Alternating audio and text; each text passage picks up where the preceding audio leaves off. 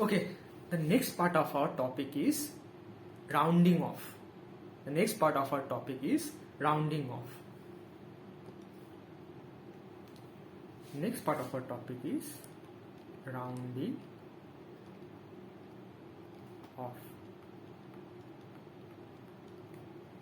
So what is this rounding off? Suppose 7.82 was rounded off to a single digit. Okay, how did I write it out? 7.82 was rounded off to a single digit, then it would be 7.8. Suppose 6.87 or something else was rounded off to a one digit, then that would come as 6.9. Similarly, there are certain rules for rounding off. Okay, there are certain rules for rounding off. So rule number one, and there is only one rule of rounding off. If the last digit is less than 5, if the last digit is less than 5,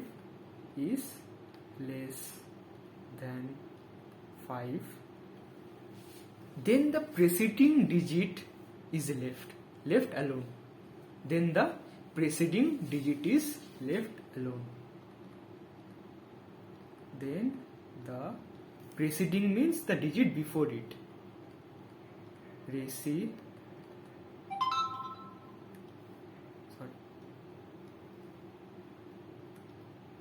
Then the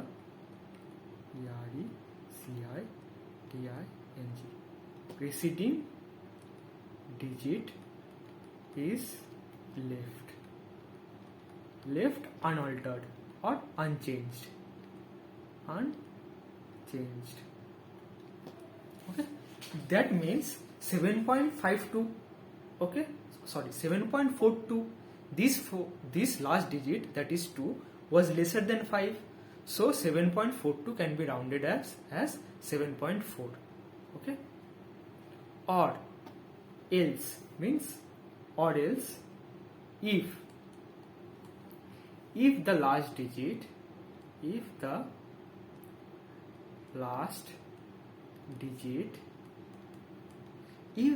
digit okay, is more than or equals to 5, is more than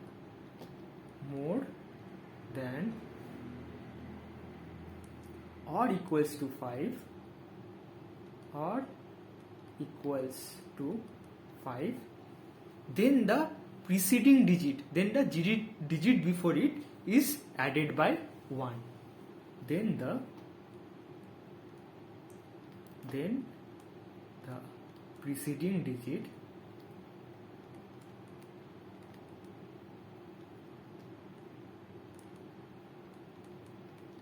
is added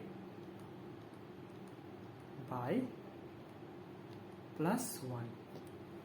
Then the preceding digit is added by plus 1.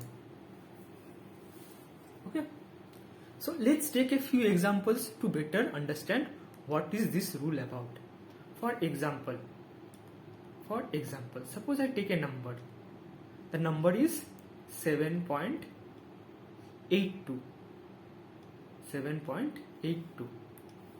Suppose I take a number and the number is 7.82. Suppose someone says to me, round this digit off to a single decimal point. That means there should be only one digit after the decimal point. That means how do I round it off? Since the last digit 2 is lesser than 5, therefore this can be rounded off as 7.8. Or let's take another example, 6.87. Someone said round it off to a single digit. This 7 out here is greater than 5. Therefore the digit before 7 is added by 1. Therefore the digit before 7 is added by 1, or 6.87 becomes 6.9. Similarly, let's name a third digit, or 16.35. Since the last digit is 5, therefore the preceding digit also gets added by 1. Okay, this is how rounding off occurs. Okay.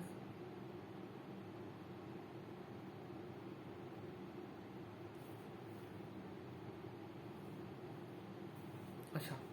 In the next slide, we'll learn about rules for addition or subtraction.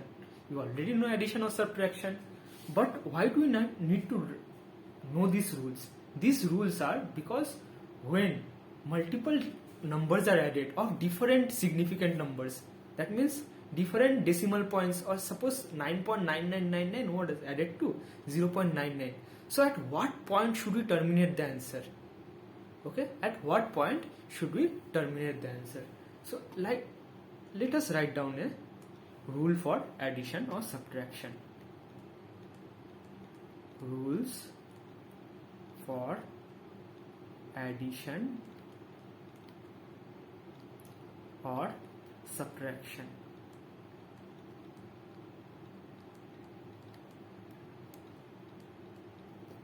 Rules for addition or subtraction. This follows a simple rule. When different numbers of different significant figures are added or subtracted, the decimal point of the answer must contain minimum of the decimal point of the added digit. That means suppose 9.99 is added to 0.0099. The first one contains 2 decimal point, the second one contains 4 decimal point. So minimum number of our answer should contain minimum number of decimal points out of the 2 adding variables. So let's write it out.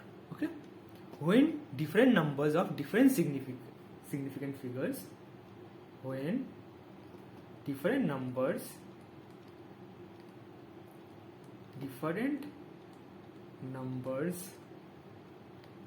of different significant figures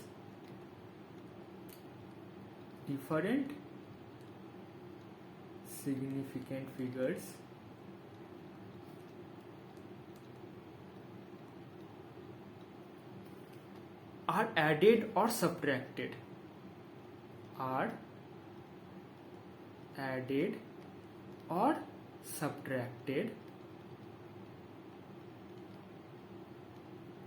the decimal point of the answer must contain minimum. The decimal point of the answer, decimal point of the answer. The camera is very shaky, so I don't. Okay, I'll make it better with subsequent videos. The decimal point of the answer must contain the minimum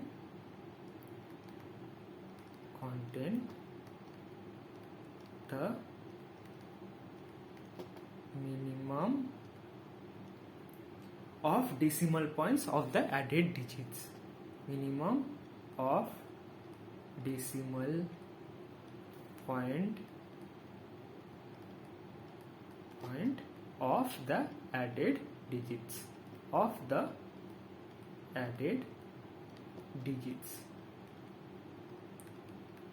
What do I mean by this? So the clarification of this sentence can be understood by this example.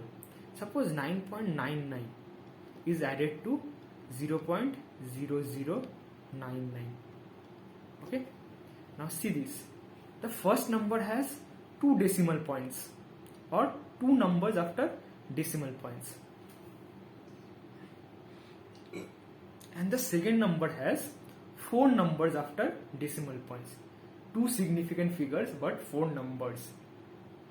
Okay, the first number has 2 numbers after decimal point, and the second number has 4 numbers after decimal point.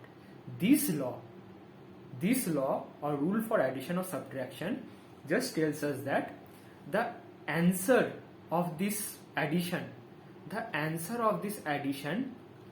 will only contain 2 numbers after decimal point. The answer of this addition will only contain 2 numbers after addition.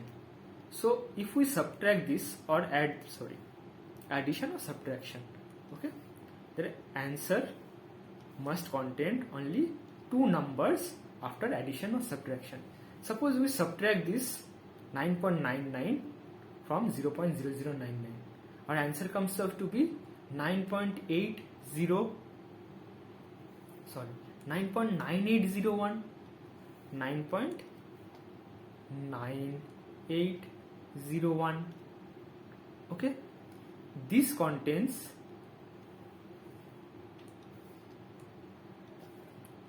the first digit contains two numbers after decimal point, two numbers after decimal point,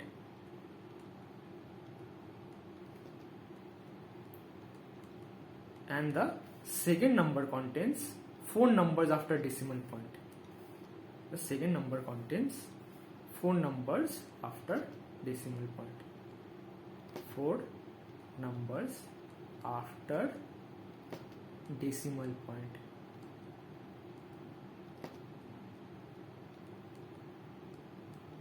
Therefore,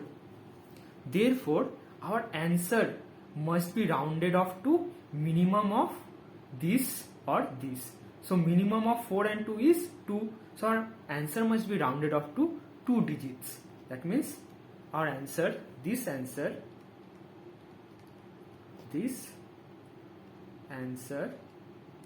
must be rounded off to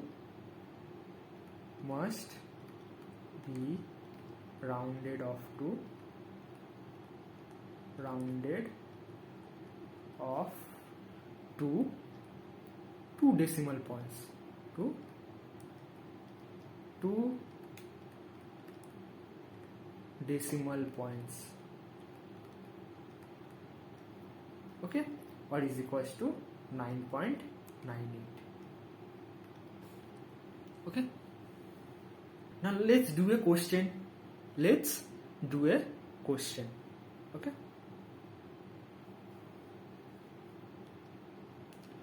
taking into account of the significant figures, what is the value of 9.99 minus 0.0099?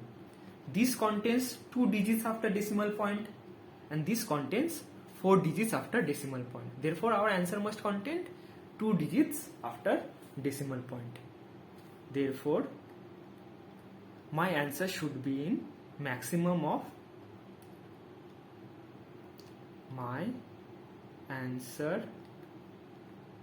should contain 2 digits after decimal point.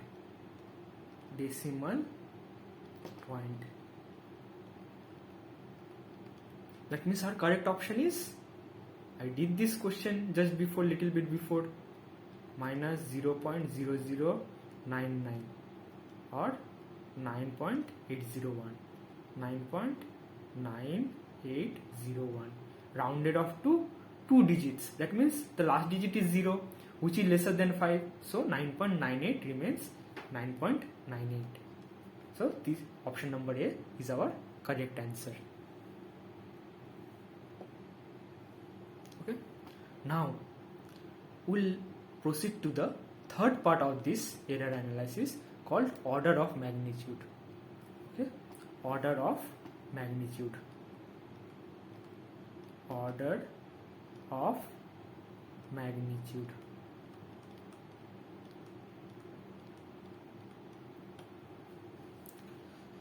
Suppose, what is order of magnitude? We have learnt order of magnitude a little bit before, but not as a order of magnitude. Let's see by example. Okay. If speed of light is given by, suppose I take the speed of light. If speed of light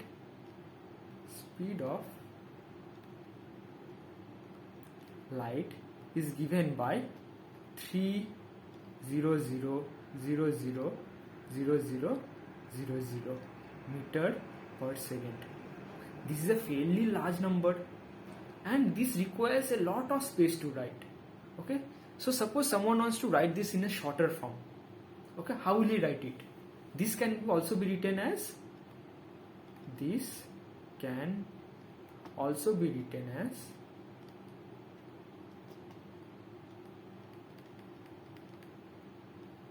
written as 3 into 10 to the power 8 meter per second.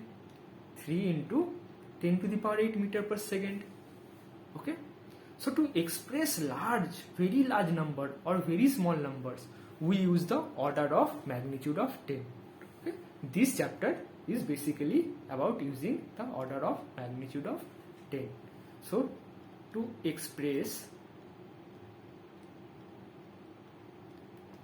these very large or small numbers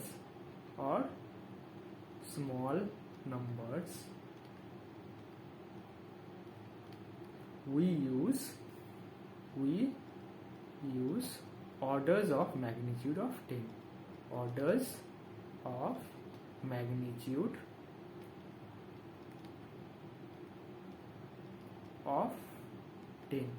That means this number can be represented by 3 into 10 to the power 8 meter per second. Okay. So suppose someone says find the mass of electron. Mass of electron is 0.0000 many times small. So we write the mass of electron as, instead of writing down all the zeros, we write down mass of electron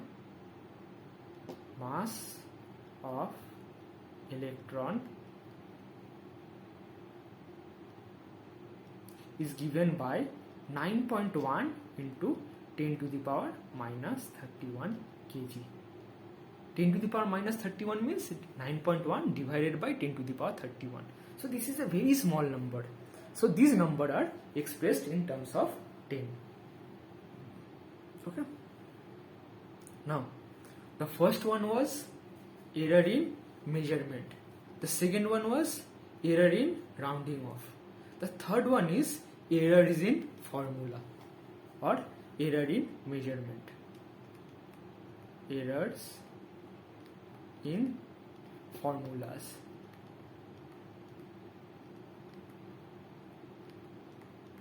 Okay. This error in formulas will contain two topics. First one is errors in addition and subtraction. The first one is errors in addition and subtraction.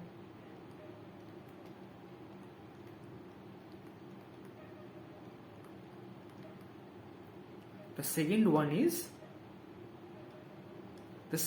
is errors in multiplication and division. Errors in multiplication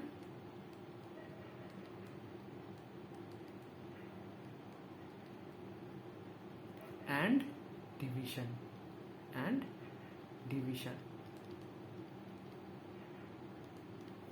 So what are these errors in addition and subtraction, errors in multiplication and division? You imagine that, remember the first problem, my drunk friend was dropping the stone and measuring incorrectly. Suppose with that inaccurate data, I have to calculate some formulas. Or suppose find out the distance measured by time. I have the time, now find out the distance. Okay, so my distance would also give me an error. So this section deals about that if we perform error in taking the variables or taking the time, how would the main formula or how would distance get affected, or how would the main formula get affected by taking error in variables. Okay, so we start with the first part of this chapter, is error in sum and difference. So error in sum and difference. Error in sum and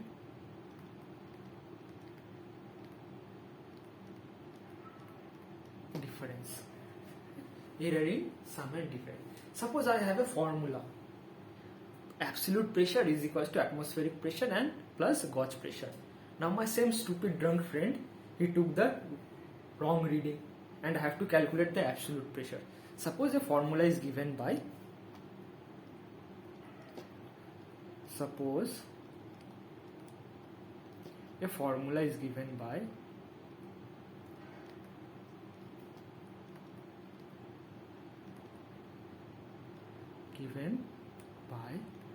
absolute pressure. Absolute pressure is equals to atmospheric pressure plus gauge pressure. Atmospheric pressure plus gauge pressure. Now my drunk friend came and take these two reading of gauge pressure and atmospheric pressure mindlessly wrong. Okay, then I saw what he did, then I calculated the error. Okay, after calculating the error, I have to find out the error in. After calculating this error, I have to find out the error in the error obtained at absolute pressure, or if someone took the wrong measurement of this variable and this variable, or if someone took the wrong measurement of atmospheric pressure and gauge pressure, what is the error of absolute pressure? This is our first part. Okay, and write down the case scenario. And some error was performed in measuring, and some error was performed in measuring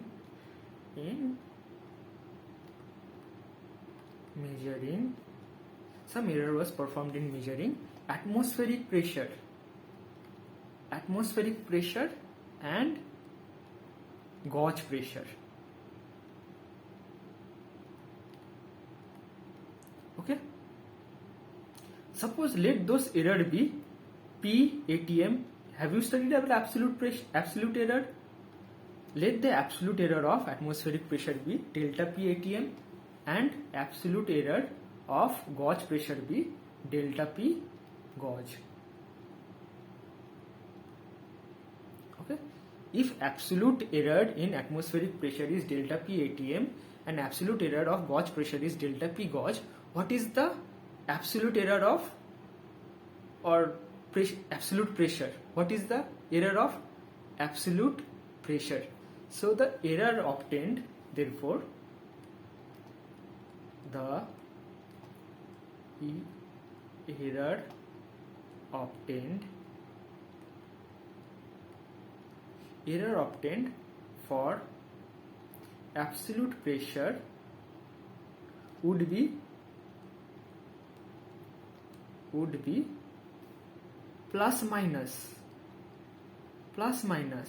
delta P, or absolute error of atmospheric pressure, plus atmospheric or absolute pressure error of gauge pressure.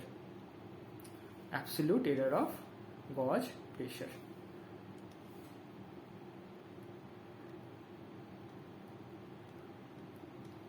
Okay, absolute error of gauge pressure. Now let's take a formula for difference. We just now, up till now our formula contained addition. Now our formula will contain some subtraction. Okay, now our formula will contain subtraction. Similarly for formula, suppose we take another formula. Absolute pressure is equals to atmospheric pressure minus vacuum pressure. Let's take or assume this formula.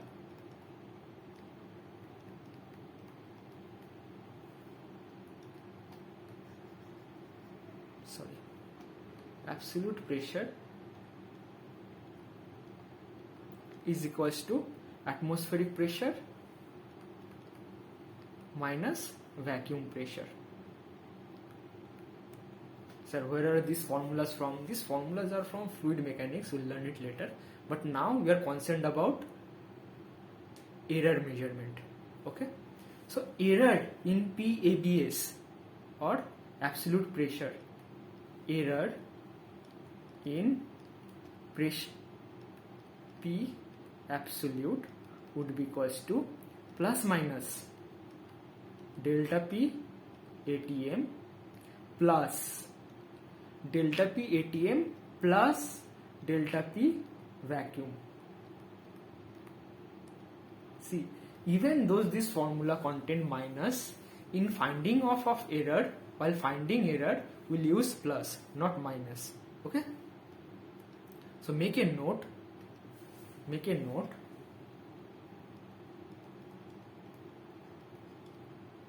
Even though P vacuum has a negative coefficient, even though P vacuum has a negative coefficient,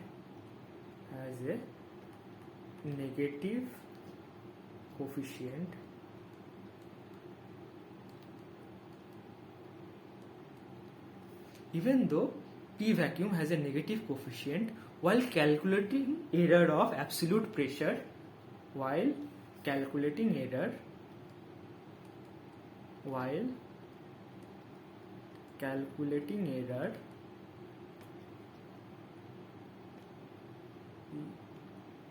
error of absolute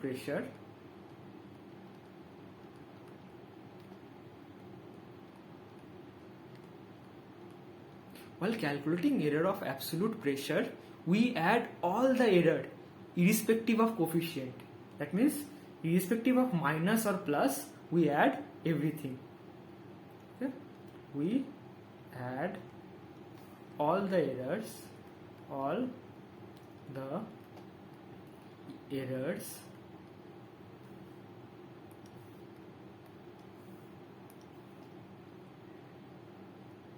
irrespective of coefficient.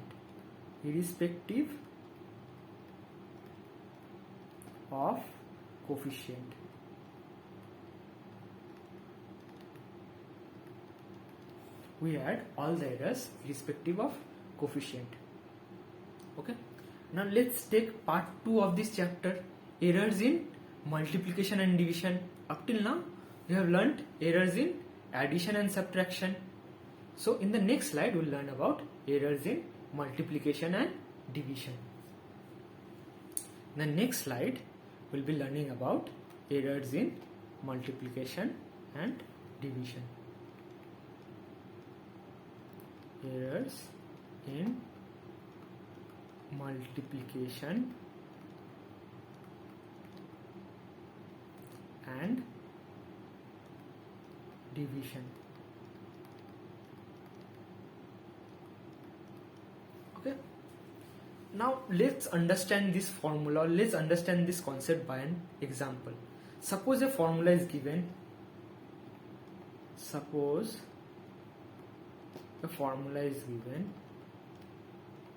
A formula is given by P is equals to pi a cube b square by cd. Okay, a cube b square by cd. This can also be written as P is equals to pi a cube b square c to the power minus 1 and d to the power minus 1. Okay, now using the first method or error analysis method, okay, the absolute error of a, b, c and d are given as delta a. The absolute error of a, b, c and d are given as delta a, delta b, delta c and delta d. Then so if the error in measuring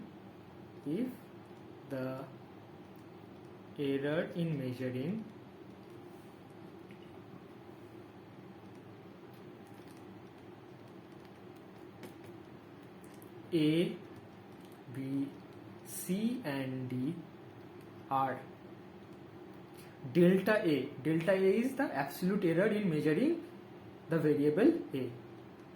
Delta b, similarly delta c and delta d.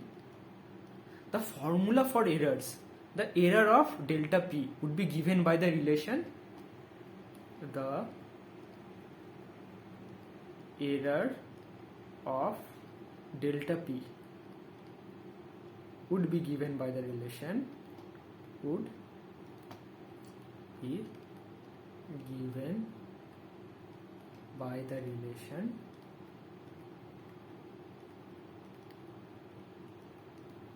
that means we are trying to find out the error of delta p.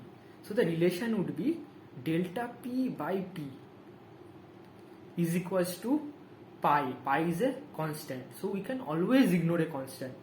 Even if it is addition or subtraction or multiplication or division, we can always ignore constants. Now delta a by a. Now see the coefficient of, see the power or exponential power of a. The exponential power of a is 3, a to the power 3. So this a to the power 3 would be converted as 3 into delta a by a. Similarly for b, plus 2 delta b by b. Now coming at c, c should be minus 1 delta c by c, but in case of errors we always take plus, okay, delta c by c. If it was minus 2, then plus 2 delta c by c, okay, plus delta t by t. In case of error, convert all negatives to positive and positive would remain positive. Okay, so let's try to solve a question.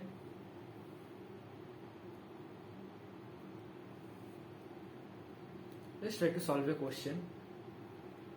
In an experiment, 4 quantities A, B, C and D are measured with percentage error 1%, 2%, 3% and 4%. The quantity P is calculated by P is equals to A cube B square by CD. The error in P is, okay, so what is given in the question? What is given in the question? Delta A by A, or the absolute error of A divided by A is 1%, okay, or what is 1%? 1 divided by 100, okay. Similarly, delta B by B is given as 2% or 0.02. We apply the same rule with delta C by C is given as 3%, 0.03 and rule number 4. Delta D by D is 4% or 0.04. Okay. So P is calculated as A cube B square. The formula for P is given by A cube B square by CD. So how will it get into relation? So suppose we are finding out delta P by P. How do we convert this formula into error formula? 3 delta A by A, 3 delta A by A plus 2 delta B by B plus, always remember, negatives always get converted to positive. If this was C to the power 2, then it would be plus 2 delta C by C, okay. But since this is C to the power 1, this is nothing but delta C by C plus delta D by D. Okay. Now in the question, the values are given, okay, or now we substitute the values as given in the question. Delta P by P is equals to 3 into delta A by A. What is delta A by A? 0.01. Let's write this properly. 3 into delta A by A, 3 into 0.01 plus 2 into delta B by B, or 2 into 0.02, okay, plus delta C by C is nothing but 0.03 and delta D by D is 0.04. So our answer comes out to be as 0.14.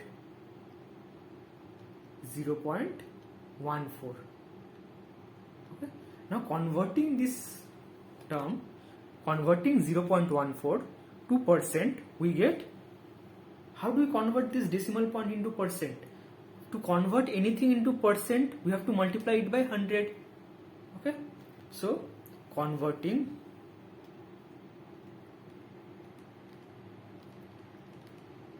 0.14 to percent,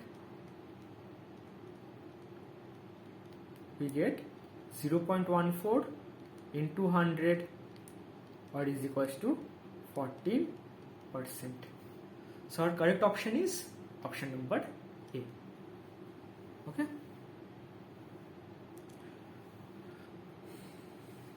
So let's proceed with the next question. An error in measurement of radius of a sphere is 2%. The error in determination of the volume of sphere would be. Most of you don't know the volume of a sphere or surface area of a sphere. I am giving you two formulas. Remember it for the rest of your life. There are no excuses for these formulas. Okay? Volume of a sphere. Volume of a sphere is given by 4 by 3 pi r cube. Volume of a sphere is given by 4 by 3 pi r cube. And I am giving you one more additional formula. Just remember it. Surface area. Surface area. You all know what is sphere, no? I am assuming that most of you know what is sphere. Sphere is nothing but a round ball. Okay? So surface area of sphere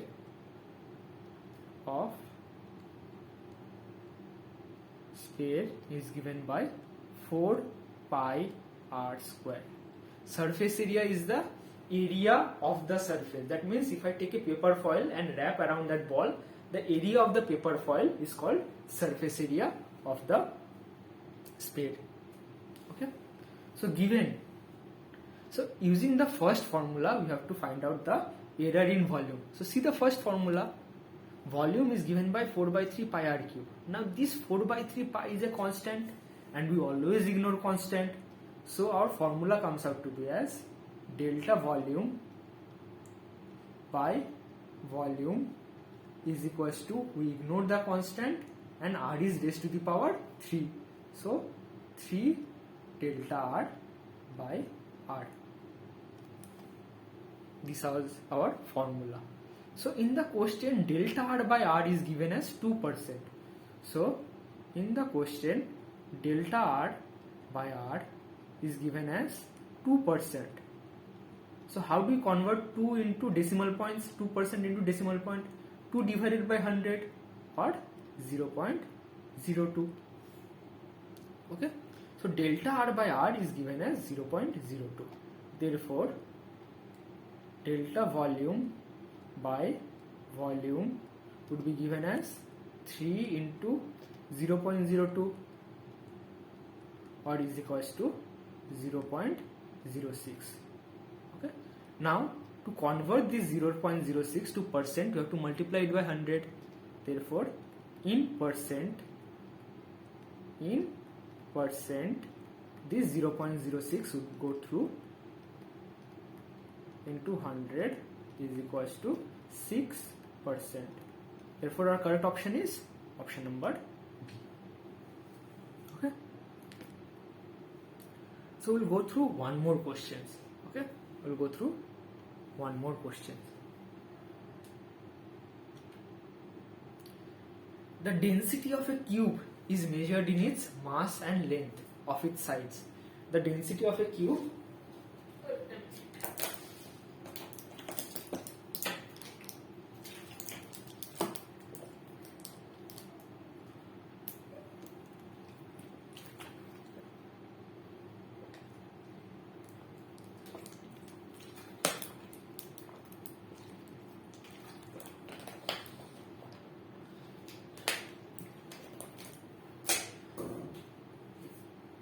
The density of a cube is measured by its mass and length of its side. If the maximum error in the measurement of mass is 4% and length is 3% respectively, the maximum error in the measurement of density will be, okay, So they gave us a error in mass and length, and they want us to calculate the error in density. So we always begin with the formula. Okay. Density rho is given by mass by volume. Okay. Now volume of a cube is given by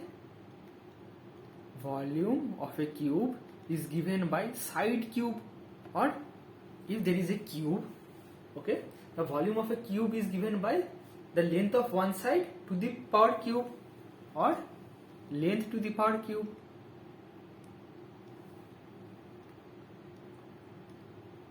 Now we substitute this volume in this formula, because in the question they haven't given us the error in volume. In the question they haven't given us the error in volume, they have only given us the error in mass and length. So therefore, after substituting the density, the formula for density becomes mass by length cube. Mass by length cube. Okay. So this can also be represented as density is equals to mass into length to the power minus 3. Length to the power minus 3. Okay. Now how do we break down this formula for error? So delta rho, or delta density by density, or absolute error of density by density is equals to error of mass by mass, or actual mass. This is length raised to the power minus 3. So this should be minus 3 delta L by L, or plus 3 delta L by L. This should be plus 3 delta L by L, or delta length by length. This is the formula. Okay. And see in the question delta m by m is given as 4%, or 0.04. 4 divided by 100 is 0.04, plus 3 into delta L by L is given as 3%, or 0.03. Therefore delta P by P comes out as 0.13%. Sorry, 0.13. Now to convert 0.13 into percent, therefore 0.13 to percent, we must multiply it by 100. Therefore 0.13 into 100 is equals to 13%. Okay. So let's do one more. See, I'm doing a lot of questions because I'm not skipping even a single question. I'm not assuming that these questions are important or this question will cover everything. Every question is important, even if it is of same type. See, if you do same types of question in the class itself, your homework time or practice time in home reduces significantly. You just have to go home and revise it. Okay. So I am doing most of the classwork in class itself. So your load in homework reduces. That's why I am doing a lot of question in the class itself. Okay. There will be some homework or one question will be given in the homework, but the main fact is I'm covering everything. I'm not skipping anything. Okay. And to cover everything you need some time. You cannot magic. There is nothing called magic. Okay. So let's study. So the next question is, the percent error in the measurement of mass and speed are 2% and 3% respectively. The error in kinetic energy obtained by measuring mass and speed will be. That means they have given us the error in mass and error in speed, and they want us to find out the error in kinetic energy. So we know the formula for kinetic energy. Those of you don't know, this will be taught later in chapter work and energy. Kinetic energy is equals to half mv square. Okay. Therefore, the formula for error is error in kinetic energy by original reading of kinetic energy is equals to, we always ignore the constant, delta m by m plus v raised to the power 2 or 2 delta v by v. Okay. Therefore, this question is simple enough. Delta ke by ke is equals to 0.02 plus 2 into 0.03, because error in velocity is 3%, which gives us 0.08. Therefore, this converted to percent, in percent, 0.08 becomes 0.08 into 100 or is equals to 8%. Okay, 0.02 into 100 becomes 8%. So we'll study one more questions. This is the last questions. Okay, after this we'll move on to the next topic, and this is a good question. Okay, so a certain body weighs 22.42 grams and has a measured volume of 4.7 cubic centimeters. Cc is nothing but cubic centimeters. Okay, Cc is nothing but cubic centimeters. Okay? Cc is nothing but cubic centimeters. The possible error in the measurement of mass and volume are 0.01 gram and 0.1 cubic centimeter. Then the maximum error in density will be. So they have asked us to find out the maximum error in density. So the initial few steps will be same. Density is equals to mass by volume. Density is equals to, I'm writing density as rho, okay, or density is equals to mass by volume. Okay, this can be also written as mass into volume to the power -1. Okay, so by error analysis, when you want to analyze the error of density by density is equals to error of mass by mass plus error of volume by volume. In the previous question, instead of volume they have given us length, but out here the direct error of volume is given. So you don't need to convert the volume to length. Okay, understood? So now this question is different from previous question. In previous question, those errors were given in percentage or percentage of the initial reading. Out here, the error is given in terms of actual units or 0.01 gram, and out here 0.1 cc. So we got what this 0.01 gram is, this delta m only, not delta m by m. So how do we find out delta m by m?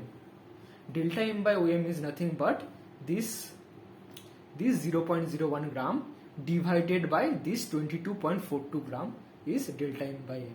Similarly for delta v by v, 0.1 cubic centimeter divided by 4.7 cubic centimeter is delta v by v. So let's solve it. Delta rho by rho is equals to 0.01 by, what is the actual mass? 22.42 plus delta v by v, or 0.1 divided by 4.7, okay, or delta rho by rho is equals to 0.00044, 0.01 divided by 22.42 is 0.00044. 0.00044. Okay, I used calculator using this, but you have to apply smartness during exam. How? With the method I have showed you. Okay, this will have a continuous type of 22.4 will be approximated as 22.4 or 22, and this 0.01 will be multiplied by some 100. The numerator make it 100 and the denominator make it 22, and whatever the value comes, the answer will be, see, the gap of answer is very large, so you can always use approximation. Okay, gap of answer, this is 22%, this is 2%, this is 0.2%, and this is 0.02%. So even if you use approximation out here, your answer won't be wrong, but you have to use approximation wisely. Do not approximate 1 as 100 or 100 as 1. Those are not approximation, those are stupidity. Okay. Or delta p by p, sorry, I'm not dealing with p, I'm dealing with rho, or density, delta rho by rho is equals to 0.0216. Now to convert this 0.0216 into percent, we get 0.0216 into 100, we get 2.16%. 2.16%.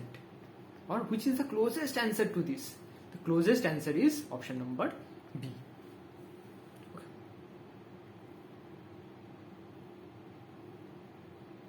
Okay. Now we'll enter into the main crux.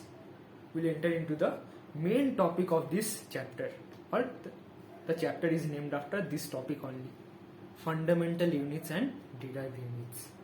So let's study fundamental units, and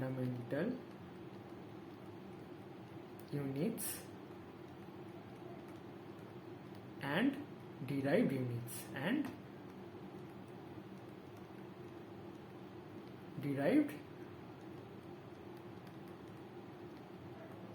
units, fundamental units and derived units. Okay. Now this chapter will study about manipulation of dimension. Okay, manipulation of dimension means the majority of the formulas that will appear in this chapter, you have to memorize those. Memorize those means it will be taught in your physics. If you are doing it revision right now, you must already be knowing those formulas. If you don't know, just see those formulas. Okay, just see those formulas and later memorize it. But make sure not to ignore it. Okay. Instead of when you started learning out units and dimension, majority of your teachers or majority of your professors, they said you to memorize the dimension. Okay, but what I am saying is, instead of memorizing the dimension, memorize the formulas, because formulas will be needed everywhere. Okay, formulas will be needed everywhere, and you can easily derive the dimensions from the formulas. So memorize the formulas, whatever the case might be. Okay, I'll be giving you some important formulas, but that will be covered again in your main physics curriculum. Okay, F is equals to mass into acceleration. What am I doing out here? Okay. Now in order to explain, we will have studied Newton's law of motion in school. FBD, free body diagram. We was doing something F minus mj minus mg, something like that. So let's take those formulas, one of those formulas in a free body diagram, and write down force is equals to mass into acceleration plus mass into gravitational constant minus tension force. So what is the point of writing down this formula? See, in units and dimension, there are few fundamental manipulation of units and dimension that you can do. The point of, or the motive of writing this formula is to teach you the manipulation of dimensions. Okay. The first rule: the units and dimension of F, MA, mg and t are same. Okay, so write down the units and dimension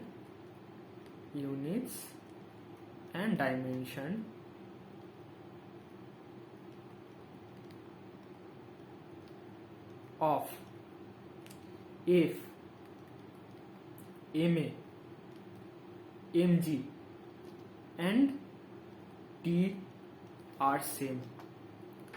and t are same,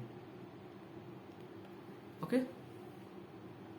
For example, for addition and subtraction to takes place, that means what is this formula saying? That if some variables are added or subtracted, then the variable must contain same units and dimension. Different units and dimension variables cannot be added. Newton cannot be added to joules, okay. Volt cannot be added to whatever meter per second, okay. But it can be multiplied. Newton can be multiplied with joules, or multiplication of different dimension is possible, but addition or subtraction of different dimension is not possible, okay. So for addition or subtraction to takes place, for addition or subtraction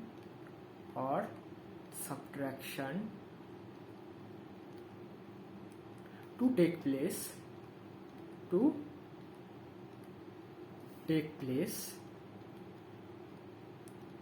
for addition or subtraction to take place, all the variables must contain the same units and dimension. For addition and subtraction to takes place, all the variables means this MA, okay, this mg and t or and f, all must have same units and dimension, okay. All the variables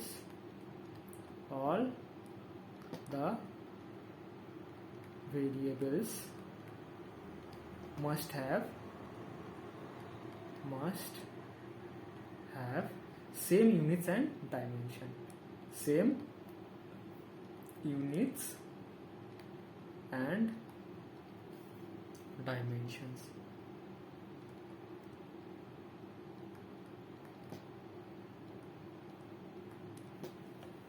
Okay. Same units and dimensions. Now let's take a case of multiplication. For addition or subtraction, every adding unit or subtracting unit must have same units and dimension. Now let's take a case of multiplication. F is equals to MA. Okay. Now in case of multiplication or division, in case of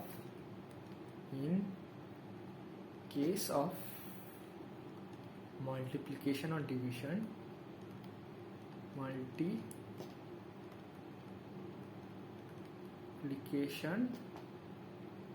or division, okay, the units, suppose F is equals to m into a, or mass into acceleration, therefore force would be kg into the unit of mass into the unit of acceleration. If F is equals to mass into acceleration, the unit of F would be equals to the unit of mass into the unit of acceleration. The unit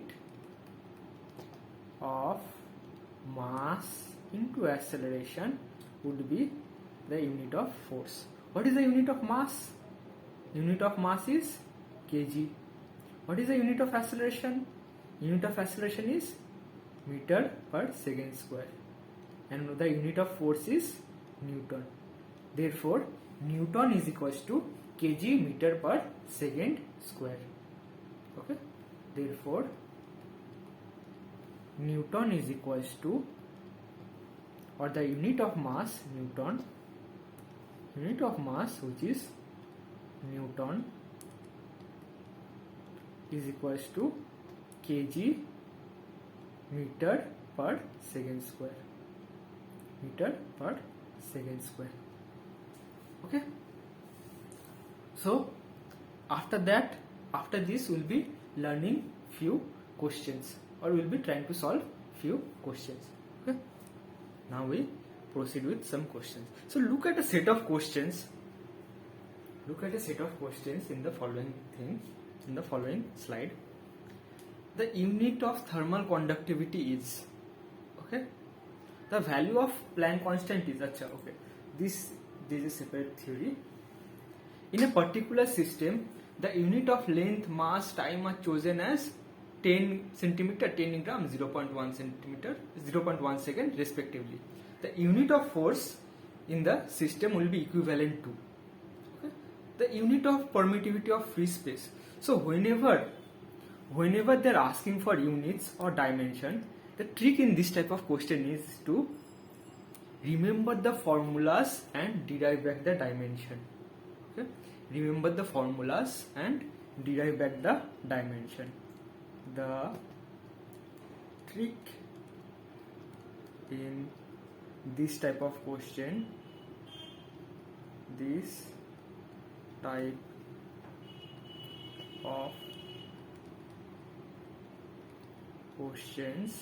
of question is the unit of thermal conductivity, the unit of length, mass, and the question is asking the unit of permittivity of free space. The trick in this type of question is to remember the formula or remember the associated formula. Remember the associated means respective associated formula and derive back the dimension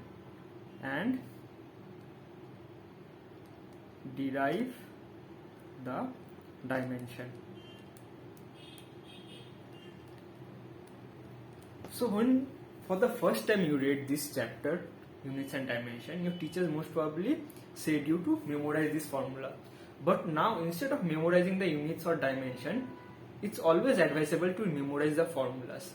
This trick of memorizing formulas just falls or defaults at a little spaces, especially in case of current electricity. That means in current electricity you mostly deal with coulombs, volts and all, okay, and those can be little bit tricky, but those I'll be giving you. Okay, so let's learn a little bit about units and dimension. So let's proceed to the next slide.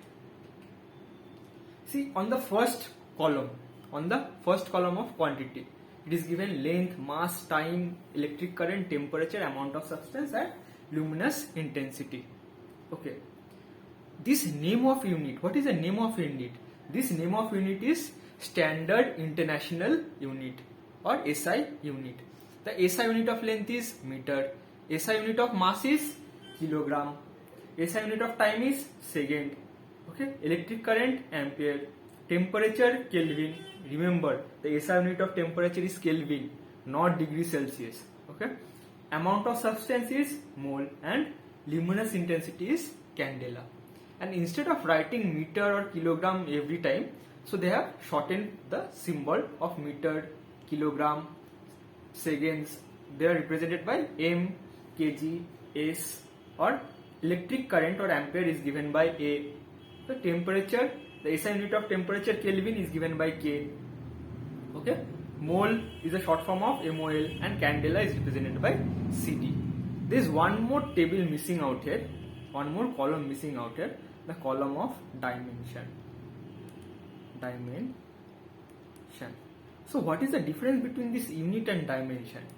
Okay, unit is nothing but the measurement of the thing. That means 1 meter is approximately this much, or 1 by 299 1 by speed of light of a platinum iridium.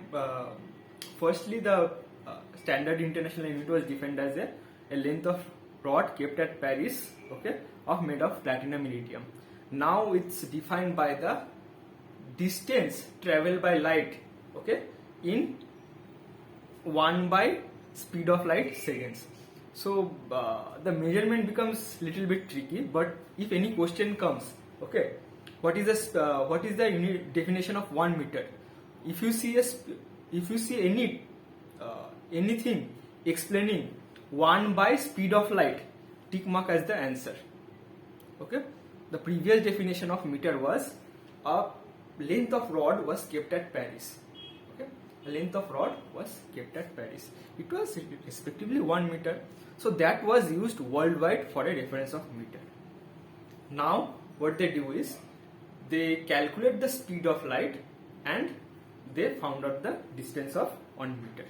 Okay, so I was discussing about the difference between dimension and unit.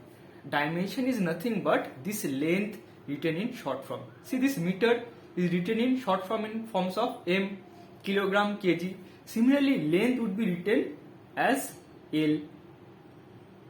Okay, mass would be written as m. Time would be written as t. Okay, there are dimension or describing the parameter or description of the parameter. Electric current. In some books, electric current is written as I. In other books, it is written as A. Okay. In your NEET curriculum, mostly you will deal with A, or electric current will be given as A. Temperature. Similarly, for temperature, in some books it is Q, in other books it is theta. Okay. Mole is given by N, and luminous intensity is given by C. These are the short forms of dimensions. Dimensions are nothing but the parameter describing the thing. Suppose 1 kg. Okay, 1 kg is nothing but mass of 1 kg. Okay. So in the next slide, we'll learn something about dimensional analysis. So the trick about dimensional analysis is dimensional analysis.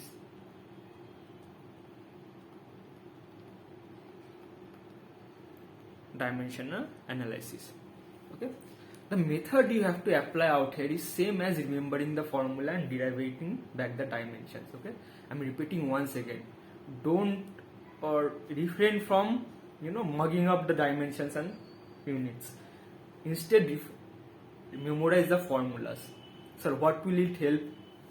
If you memorize the formulas, it will act two-folds. You can easily derive back the dimension, and formula you already have to memorize in your physics.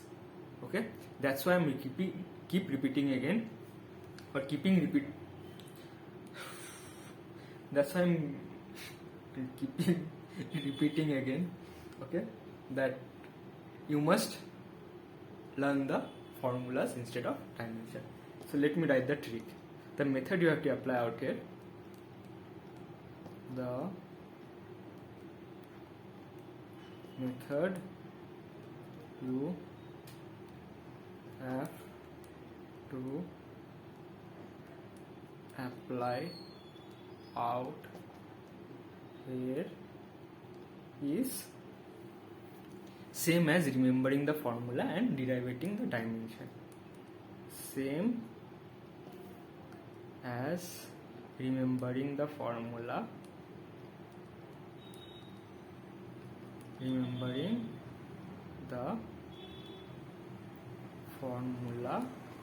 and deriving back the dimension. Deriving back the dimensions.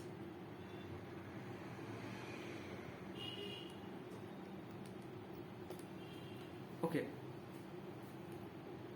Now, sir, are you going to give us the formula? Yes. Are you going to give us the formula in this chapter? No. Okay.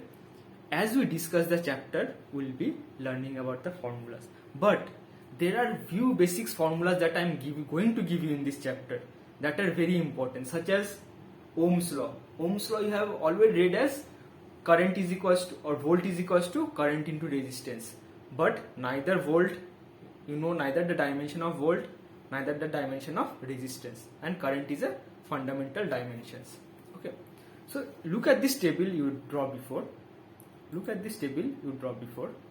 In this table there are 7 fundamental units and dimensions. Okay, everything else is a derivation of these 7 fundamental dimensions. Okay, there exists no other dimensions apart from these 7. Okay, so write that down. Everything else, there exists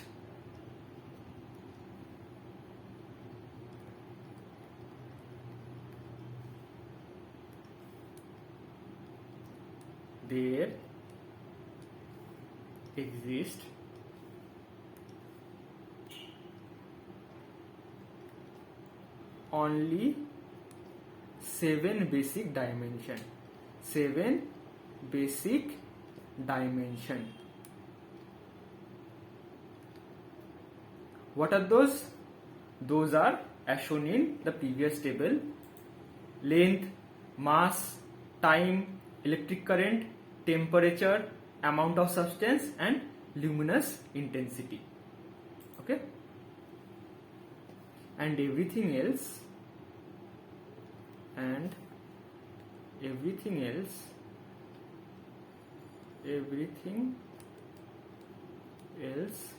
is a derivation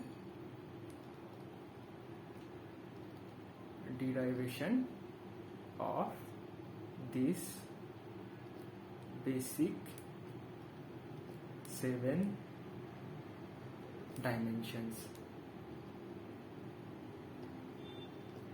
Okay,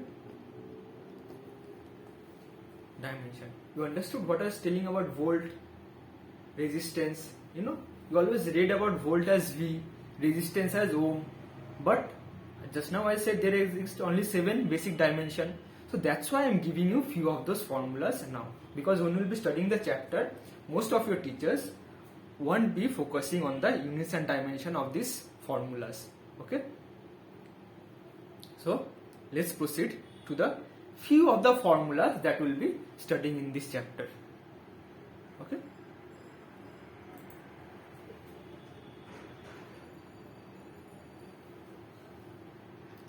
few common units and dimension. Few common units and dimension. Units and dimensions to be memorized.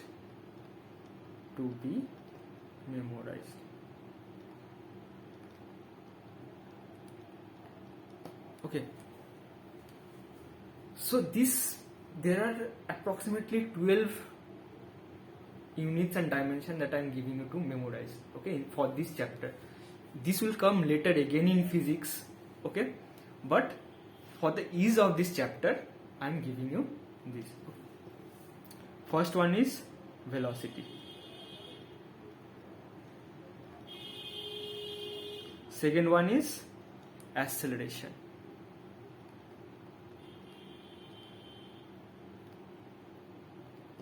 Third one is force.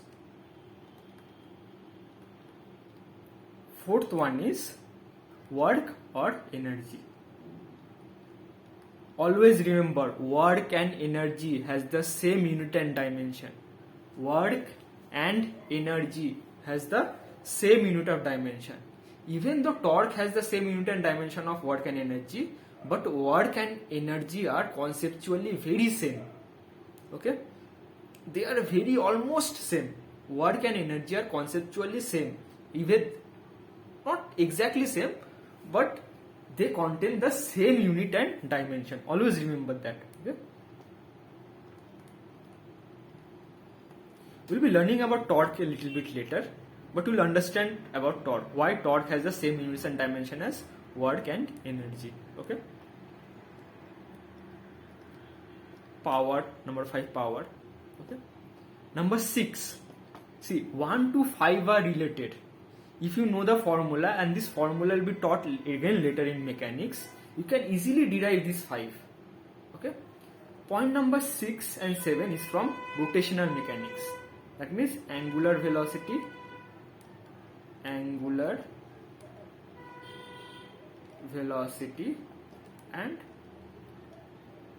moment of inertia.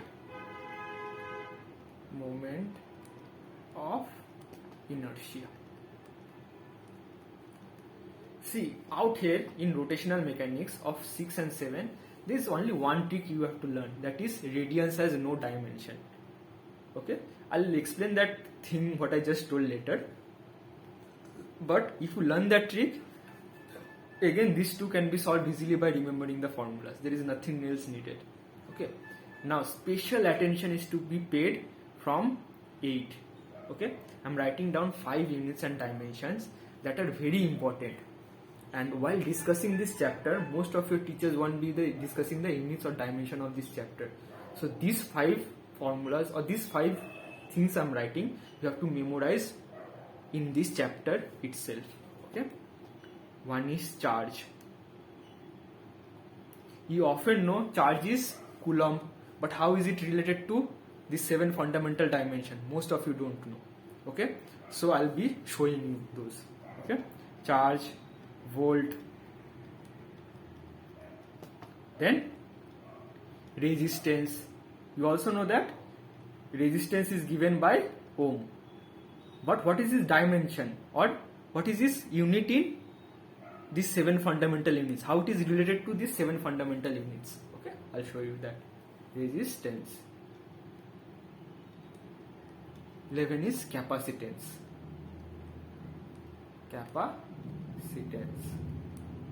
And the last one is inductance.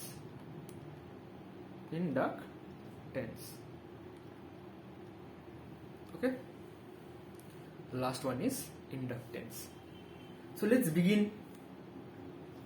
Let me write the inductance properly.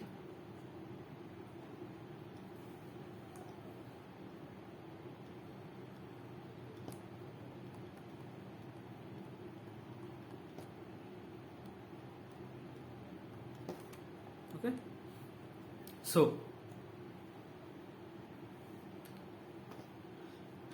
let's start derivating. We'll start with derivation of the first 5: velocity, acceleration, force, work energy, and power. So the first 5 are related. The first 5, that means force, velocity, acceleration, force, work and energy, and power are related. Okay, the first 5 are related. How is it related? Okay, so we'll be starting with basic assumption that we know velocity is equals to distance by time. We know that velocity is equals to distance by time because these formulas will be taught again later. Velocity is equals to displacement by time or distance by time. Both has the same unit and dimension. Okay, the SI unit of displacement or distance is meter.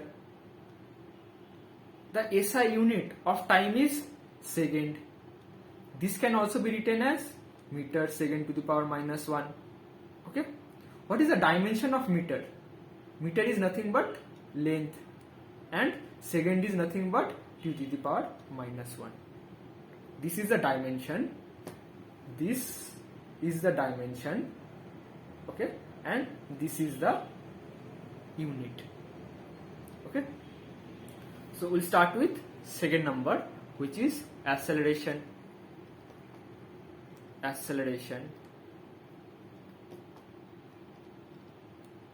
See, we know acceleration is equals to rate of change of velocity or dv by dt. Okay, so in one more physics there is a trick. Whenever any definition says rate of change of anything, okay, rate of change of charge or rate of charge flow, rate means divided by dt or divided by time. Okay, in your elementary curriculum or NEET physics, whenever there is some anything rate of, just divided by dt. Okay, rate of change of velocity, that means dv by dt. Rate of change of displacement, dx by dt. rate of change of acceleration dA by dt, rate of change of charge or rate of change of current di by dt, rate of change of charge dq by dt. Whenever there is rate of change of, always divided by dt. Okay, this is a trick kind of thing, but okay. So our v we obtained just now was meter per second divided by t, or 1 by seconds. This can be written as meter per second square or meter second to the power minus 2. In dimensions, this can also be written as L t to the power minus 2. L is for meter or length is for meter and time is for seconds. Meter is for length and second is for time. Okay. Third, force. Force is equals to mass into acceleration. From simplified Newton's second law of motion. Okay. So what is the SI unit of mass? The SI unit of mass is kg. And the SI unit of acceleration we just now derived was meter per second square. Meter per second square. This can also be written as kg meter second to the power minus 2. Okay. And this can also be written as, kg can be written as, kg is the unit of mass, which is written as m, meter is the unit of length, and seconds is the unit of time to the power minus 2. Okay. Now 4. In work and energy, our fourth one was work and energy. So write down a note, work and energy has the same dimension. Work and energy has the same unit and dimension, same unit and dimensions. Work and energy has the same units and dimension. So let's see what is work. Work, as given in our chapter work energy theorem or work and collision, that chapter, work is nothing but dot product of force and displacement. Work is equals to force into displacement.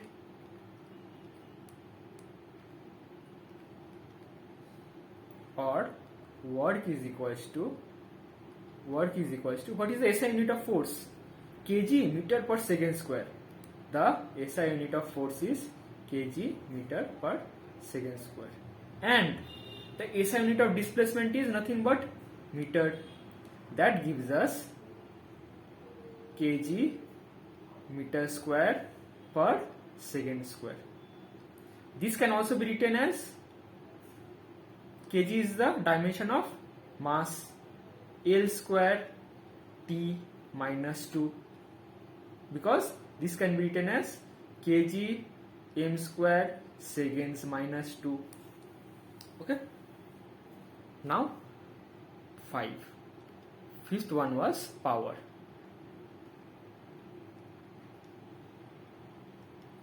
Power was nothing but rate of doing work, and whenever rate comes up, that means d work by dt. Okay. Or is equals to kg meter square per second square. This is the dimension of work. See, we just derived work a little bit earlier. Kg meter square per second square divided by time, or into 1 by s, or is equals to kg meter square by second cube, or is equals to kg meter square second to the power minus 3. This can be written as dimension in m L square t to the power minus 3. Okay, m L square t to the power minus 3. Now let's derive back the dimension of 6 and 7. 6 and 7. So write down point number 6, which was angular velocity, and point number 7, moment of inertia, are from rotational mechanics. 6 and 7 are from rotational mechanics.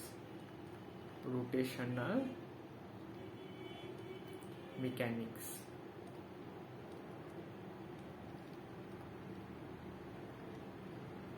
Okay. Now make a note that you need to understand. Make a note.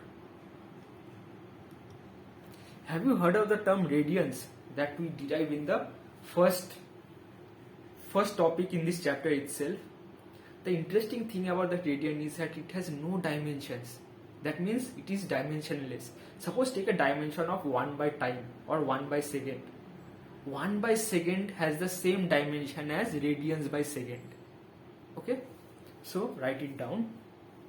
Even though we use radians as a measure of angle, even though we use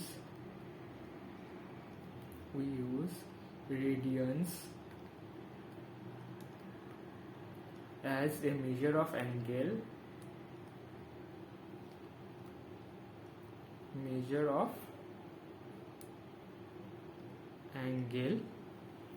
radian itself has no dimensions.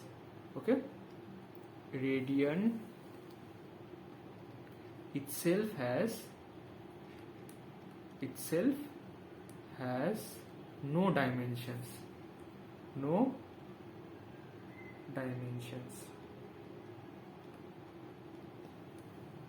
Okay, now let's derive back angular velocity.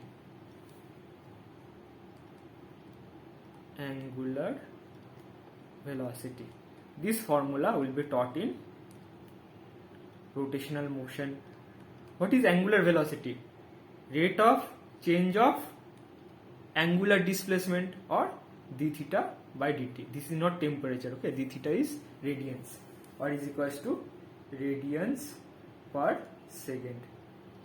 And since radians has a no unit and dimension, since radians has no dimension, this can also be written as 1 by time, or time to the power minus 1.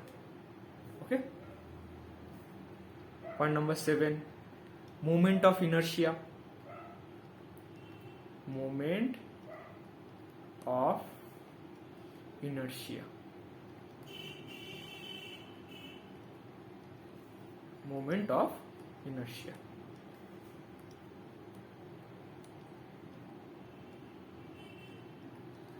Moment of inertia is nothing but the equivalent of mass in rotational motion.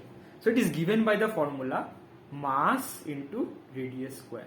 The details of this formula will be studied later, but since we are studying the chapter units and dimension, the SI unit of mass is kg and the SI unit of radius is meter square, or this can be written as ml square. Okay. Now in the next slide we are learning about charge, volt, resistance, capacitance and induction. Okay, these are from the module of current electricity. Now one thing that I have repeatedly told is, you memorize these formulas or not. See, this previous up to formula number 7, this will be repeated again in mechanics. Okay, while studying mechanics, these formulas will be repeated again and will be familiar with the dimension if you just follow the video course. Okay, but point 8, 9, 10, 11 and 12 won't be repeated, okay, anywhere, because when you are dealing with current electricity, coulomb, ohms, these are frequently used units. They won't be using standard SI units or any other units. Okay, so basically I'm trying to tell you to focus on these 5 dimensions, or dimensions that are from chapter module current electricity. 8, 9, 10, 11 and 12 11 and 12 are from module of current electricity.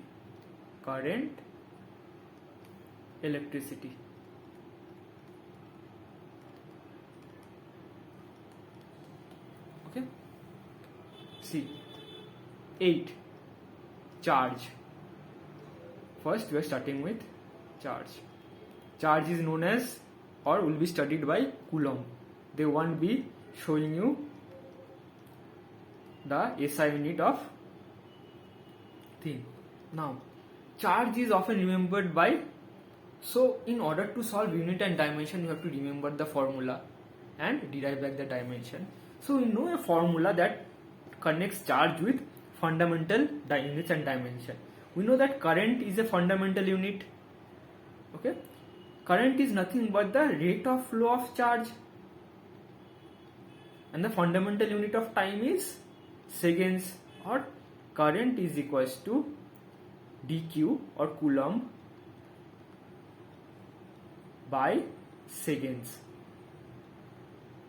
Okay, or this I can be replaced by ampere, because you are dealing with units, or AS is equals to coulomb. Therefore the dimension of coulomb is given by, what is A? Ampere.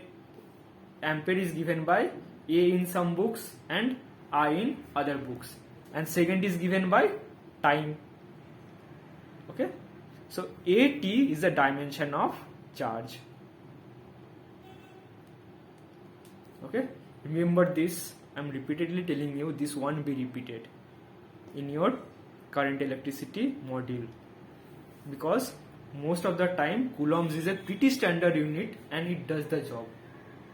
Okay, point number 9 is volt, represented by V. In order to derive volt, we need to remember the formula of power. Power is equals to current into voltage. Power is equals to current into voltage. Okay. And just now, before in mechanics, we derived the dimension of power. The dimension of power was kg meter square per second cube. The dimension of power, the units of power are kg meter square by second cube, and the dimension of volt we have to find out. The dimension of current, units of current is ampere, because ampere is a fundamental unit. Therefore kg meter square by ampere second cube is equals to volt, or V. Okay. Point number 10, resistance. You have to memorize this. Even if you don't memorize, just memorize the formulas. Okay, how I derived it. Power is equals to V into I. Current is equals to dq by dt. Okay, resistance. Because suddenly you are asked for the dimension of resistance, you cannot start from charge. Okay, you have to save time and remember this all. Okay, for the derivation of resistance, use Ohm's law. Her Ohm's law said was V is equals to IR. We just now derived the dimensions of V, or kg meter square by current, or ampere second cube, is equals to ampere, which is the unit of current, into R, or ohm. The standard unit of resistance is ohm. Okay, or 1 ohm is equals to kg meter square by A square second cube, which is the standard unit of 1 ohm. Okay. Now in the next slide we'll deal about capacitance. In the next slide we'll deal about capacitance. So after this, we solve for capacitance.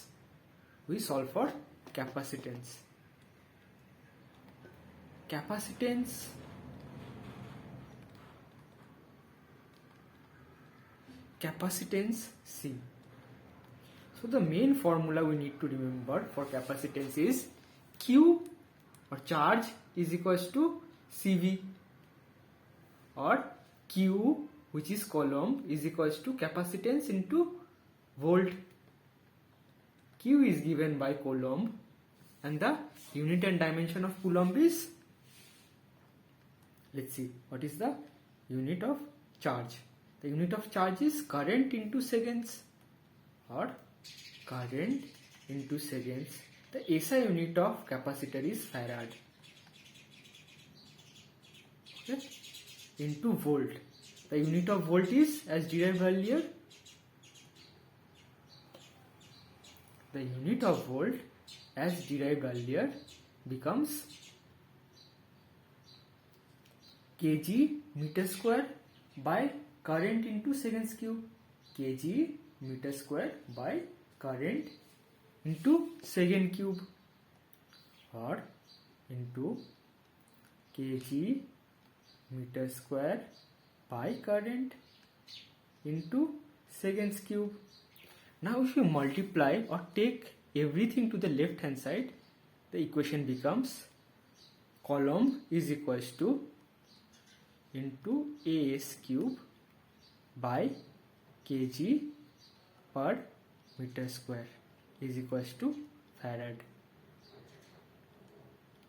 or current into S.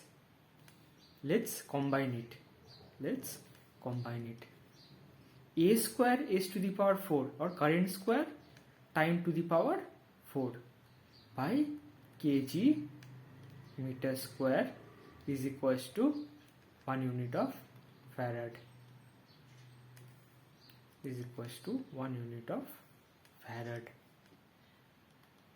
Or capacitance. Okay.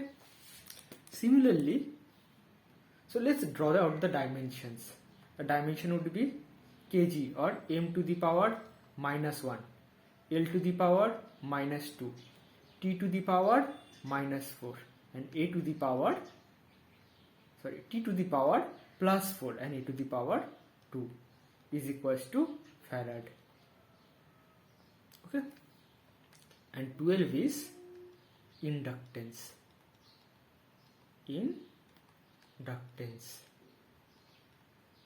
Inductance is from chapter electromagnetism. Okay. Inductance is from chapter electromagnetism. So whenever an current is introduced in a circuit, the inductance, the circuit itself introduces a inductance. Or have you seen something like this? This is called inductor. Okay, this is called inductor. You have mostly read this in AC circuit. So there is a formula called V is equals to I. The formula is V is equals to L di by dt. V is equals to L di by dt, but L is the inductance. This formula is from electromagnetic induction. When a current in a circuit tries to increase, a self-generating inductance introduces itself in the opposite direction. So V is nothing but volt out here, L is inductance, I is current, and T is time. So let's write down the units of volt. Volt is nothing but kg meter square by current into S cube. This is volt, is equals to L into current by seconds. So we can take this A by S, or current by ampere by second, to the left hand side. So our equation comes as kg meter square by AS cube into S by A. This S out here and these 3 gets cancelled to form 2 is equals to inductance or kg meter square by a square by a square a is 2 times is equals to L. Okay, or M or the dimensional thing can be written as M L square t to the power minus 2 and a to the power minus 2. M L square t to the power minus 2 or a to the power minus 2. Okay, so let's see this question. The unit of thermal conductivity is So what is the formula that can be remembered out here? The formula that can be remembered out here is, we know that this is from heat transfer. Thermal conductivity is from heat transfer. In thermal conductivity, what do we know? Rate of heat transfer is nothing but Ka dt by dx. We know this formula. Now, heat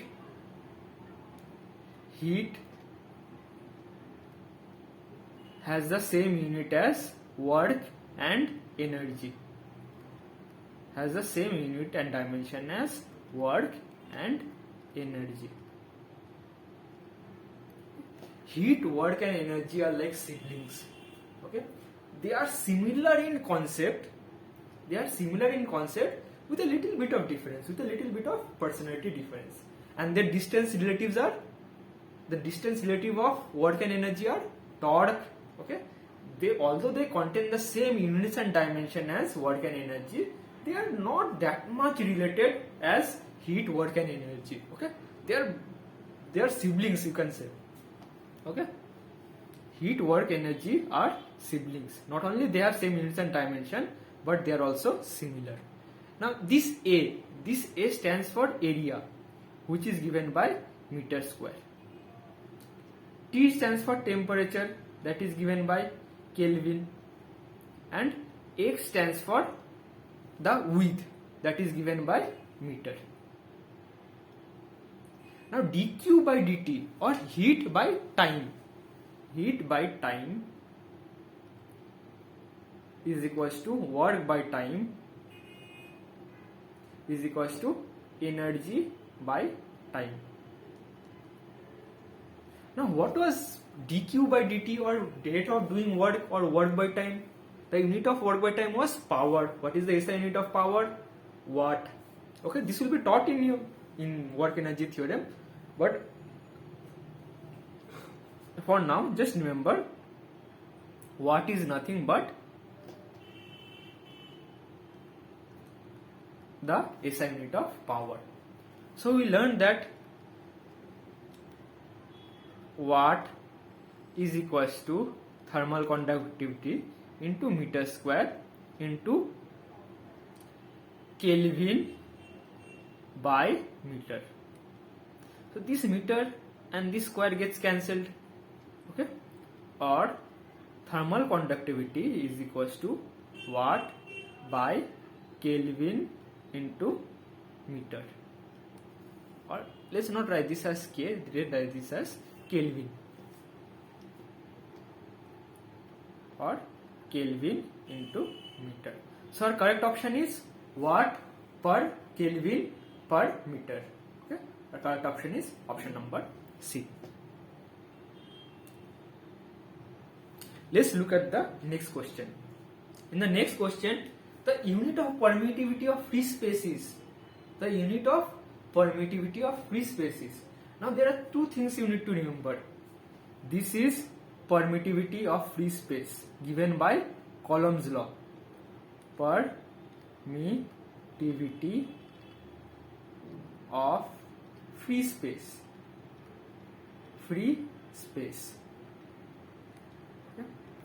In chapter current electricity, always treat air as same as vacuum. or whatever pronunciation you like. Okay, always treat in the specific chapter or in the specific module of current electricity, not always. Okay, treat air as a vacuum. Okay, and mu naught is from Biot-Savart's law or magnetic field generated by current carrying wire. So mu naught is permeability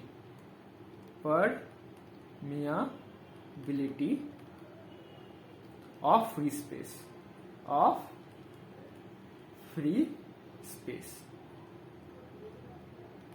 okay. E naught, permittivity of free space, is given by Coulomb's law or force between two charges. So let's, out here they have asked us permittivity, so we will not worry about permeability. Okay, so from Coulomb's law,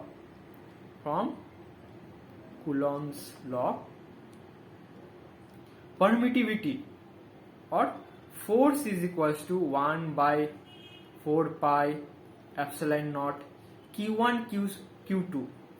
Q1 Q2 both will have the same unit of charge by r square.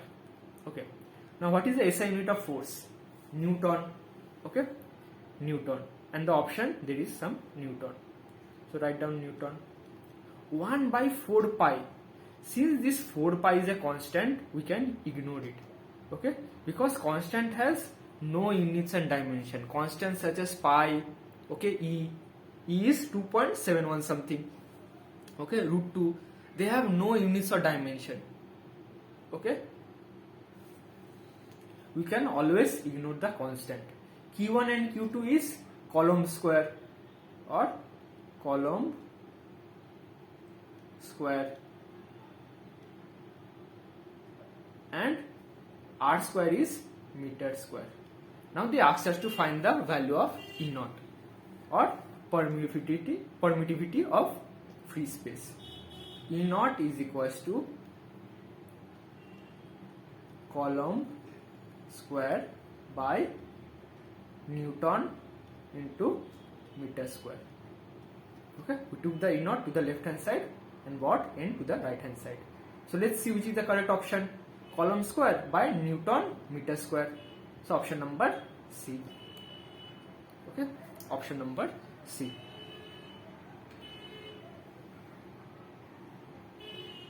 Okay, Asha, option number C was the correct answer.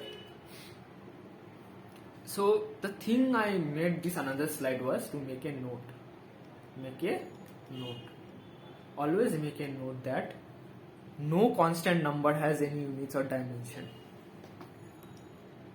No constant unit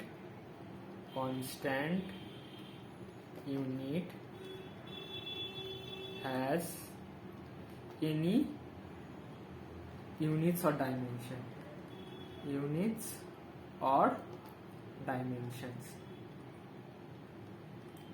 No constant unit has any units. No constant number.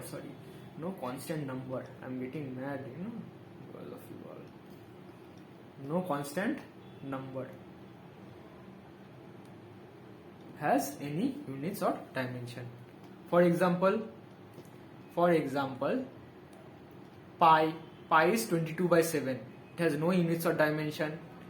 E is 2.7 was, has no units and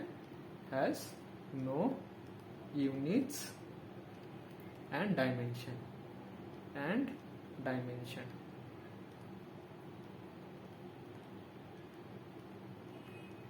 Okay, so let's proceed to the next slide.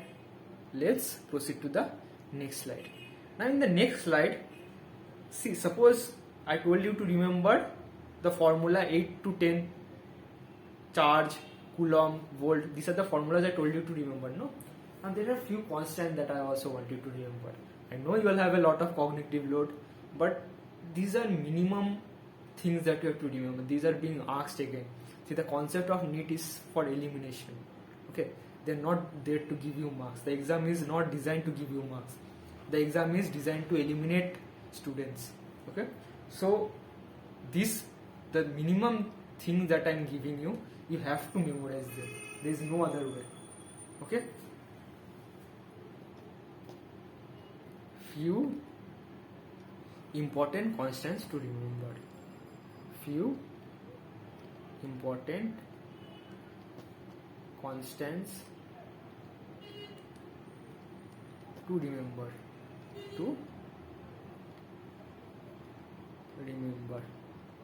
Okay. Now there are only 4 constants that you have to remember. Planck constant, permittivity of vacuum from Coulomb's law, permeability of vacuum from Biot-Savart's law or that magnetic field, B is equals to mu naught by 4 pi I dl by r square, that formula. And the fourth one is Stefan-Boltzmann constant from the chapter radiation. Okay. So 4 things I am giving you to remember. Always remember these 4. Planck's constant. Planck's constant.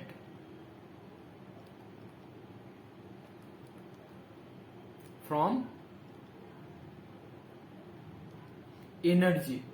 Okay. The formula regarding Planck's constant is given by energy of a photon is given by h.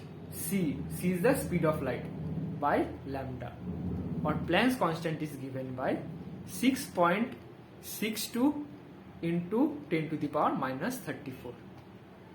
Planck's constant is given by 6.62 into 10 to the power minus 34. 6.62 into 10 to the power minus 34. The unit is meter square kg per second. Meter square kg per second. The second one is permittivity of vacuum from Coulomb's law. Permittivity of vacuum. The spelling is wrong. You will write the correct spelling. Vacuum from Coulomb's law. From Coulomb's law. Okay. Or F is equals to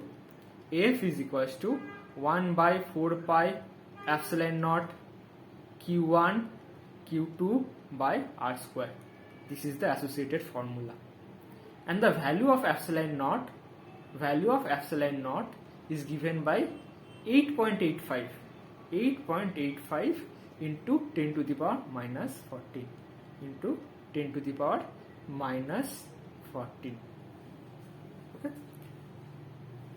10 to the power minus 14. Okay. Point number 3. Permeability of vacuum from Biot-Savart's law. Okay. So permeability of vacuum from Biot-Savart's law. From Biot-Savart's law. Okay. B is equals to mu naught by 4 pi I dl by r square. There's one more trick I'll teach you in this chapter. They'll give you left hand, right hand. You all don't need all those kind of things. This chapter is simple enough. Your textbooks makes it unnecessarily complicated. Okay. The value of permeability is given by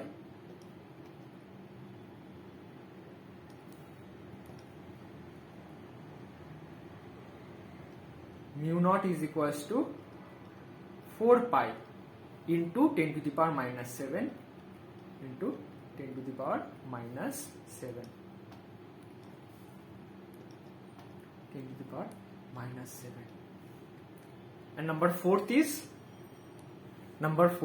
Stefan-Boltzmann constant. Number fourth is Stefan-Boltzmann constant from the chapter of radiation, or heat transfer is given by sigma A T to the power 4. Okay, where sigma is nothing but 5.67 into 10 to the power minus 8. Achha, one more thing you have to write down for homework, that is the units of gravitational constant. Gravitational constant. This is for homework, and if you are too lazy to do your homework, this gravitational constant G will be given in the comment section.